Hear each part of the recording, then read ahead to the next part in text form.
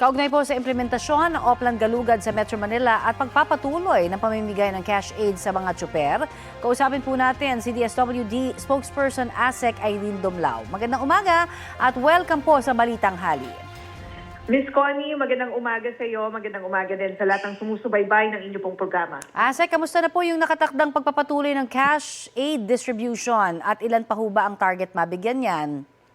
Yes, Miss Connie, currently nasa Urdaneta tayo kasama natin si Secretary Rex Gatchalian at sinupervise nga po natin itong pamamahagi ng cash relief assistance sa mga tricycle drivers. Ang target po natin na mabahaginan ng 5,000 pisong cash relief assistance ay nasa mahigit 260,000 po na tricycle drivers sa mga major cities sa iba't ibang bahagi po ng ating bansa.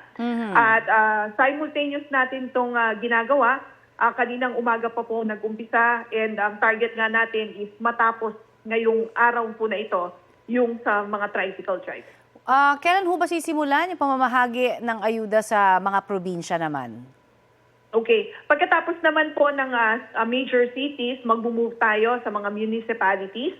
Iniintay lang po natin na maisapinal yung pong mga listahan at maisumite ito sa DSWD. Inuna lang talaga natin itong mga major cities kasi dito po natin nakita yung pinakamalaking bilang ng mga tricycle drivers at itong mga major cities din po ang unang nakapagsumite ng mga listahan ng mga tricycle drivers. But definitely within April matatapos natin lahat ng mga tricycle drivers sa iba't ibang mga munisipyo at gayon din po yung iba pang mga drivers.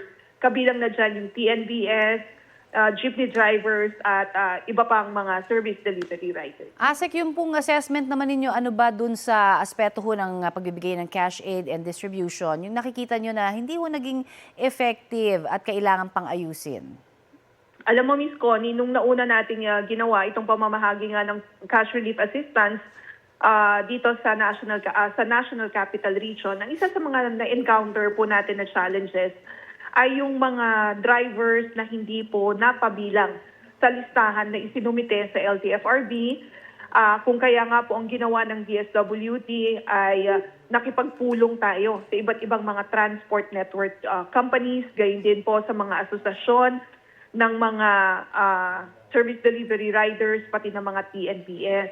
Ito ay upang matiyak na lahat ng mga onboard drivers doon po sa kanilang mga systems ay mapasama at mabahaginan nga po ng tulong. So that's what we did in coordination of course with LTFRB. And then tayo rin po ay nagkaroon ng mga health teams na nagtungo sa mga local government units para yung mga iba pang mga hindi na-serve na mga drivers ay mapabilang sa isasagawa natin na special payout naman po. And that special payout will be done next week.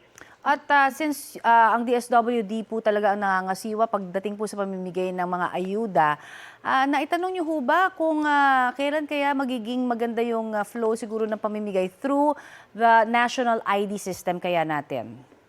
Actually, isa po yan sa pinag-usapan din natin, Ms. Connie, na kung saan nga po, ngayong umaga, nagkaroon rin tayo ng consultation with the financial service providers. Kasi ang gusto po natin sa second wave o yung pangalawang bugso ng pamamahagi ng tulong, ay mag-a-adapt na tayo ng digital systems o yung paggamit ng electronic wallet. At isa sa mga nakikita rin natin ay yung integration naman with the field system para ma-identify natin kung sino na yung may mga national ID and mas maging madali yung verifikasyon ng mga informasyon hinggil nga po sa mga drivers. So we're working on that at present, Ms. Connie. And hopefully nga sa second wave natin ay magagamit na po natin ang mga teknolohiya that are available to expedite the process and to lessen administrative costs. Sayang naman ho kasi, hindi ba? Ito naman ho, dumako tayo doon sa Oplan Galugad. Ano ho ba ang posisyon ng DSWD dito po sa ipinatutupad na Safer Cities Initiative nga po ng DILG? Kayo ho ba ay nakonsulta rin dito para masiguro na syempre wala hong magiging paglabag sa mga karapatang pantao?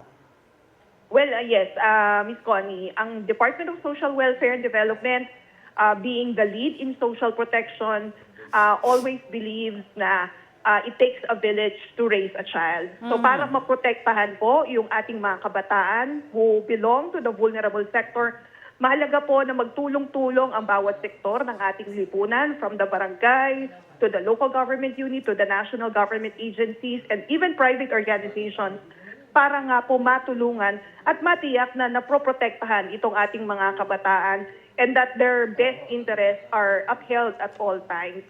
So again, dito, Ms. Connie, ay yung partisipasyon ng bawat isa po sa atin para matiyak na sila naman, itong mga kabataan na ito ay nailalayo mula sa iba't ibang mga panganib na maaari nilang makaharap sa pananatili nga po sa lansangan. In fact, ang DSWD, meron din tayong programa yung tinatawag natin na pag-abot program na kung saan yung mga children in street situations ay atin ding pong rini-reach out at dinadala sa ating processing center so that appropriate interventions will be provided because batid po ng DSWD na dapat itong mga bata na ito napapangalagaan at hindi dapat hinahayaan na nasa lansangan. So just to be clear, kapag ka ho may mga hinuhuli, lalo na mga kabataan, meron hong present na representative po mula sa inyong tanggapan sa DSWD? Well, yes, of course. And syempre, yung ding mga representatives ng barangay council for the protection of children, at of course, yung mga local social welfare officers. Kasi kinakailangan ma-assess po natin itong mga kabataan, malaman natin ano ba yung mga kadahilanan, bakit din po sila nasa mga lansangan. Alright, marami pong salamat sa inyo pong oras na ibinahagi po sa amin, ma'am. Maraming salamat din, Ms. Connie. Magandang umaga po sa inyo. Yan po naman si DSWD spokesperson ASEC Irene Dumlao.